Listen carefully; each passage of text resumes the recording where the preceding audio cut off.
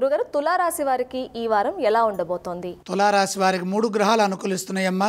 తృతీయంలో రవి, పంచమంలో శుక్రుడు, 6లో రాహు. వృత్తిలో మంచి ఫలితాలు సాధిస్తారు. సమయానుకూలంగా నిర్ణయాలు తీసుకొని వాటిని చక్కగా అమలు చేయడం ద్వారా ఉద్యోగంలో శుభం జరుగుతుంది. విశ్వాసం రెట్టింపు అవుతుంది. కృషికి తగిన గుర్తింపు లభిస్తుంది. కార్యసాధనలో విజయం ఉంటుంది. ఒక ప్రణాళిక ప్రకారంగా పనులు ప్రారంభించండి. అవరోధాలను బుద్ధిబలంతో అధిగమించండి. చతురతతో వ్యవహరిస్తే ధనయోగం కూడా శుభప్రదంగా ఉంటుంది. ఆర్థికపరమైన అభివృద్ధి విశేషంగా ఉంది. కాలం సహకరిస్తుంది. మంచి ఆలోచన సరళితో నిర్ణయాలు తీసుకోండి. బంగారు భవిష్యత్తును ఏర్పరచండి.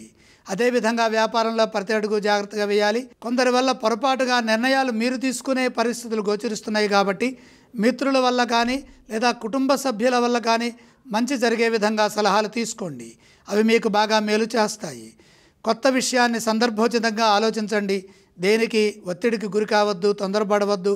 ఈ వారంలో ఒక విషయం చేతిదాకా వచ్చి ఆగుతుంది కాబట్టి బుద్ధి బలంతో ఆటంకాలను అధిగమించి కార్యసిద్ధిని సాధించాలి. మనసుకు తగినంత విశ్రాంతి అవసరము. ప్రయాణాల్లో ఆటంకాలు లేకుండా చూసుకోవాలి.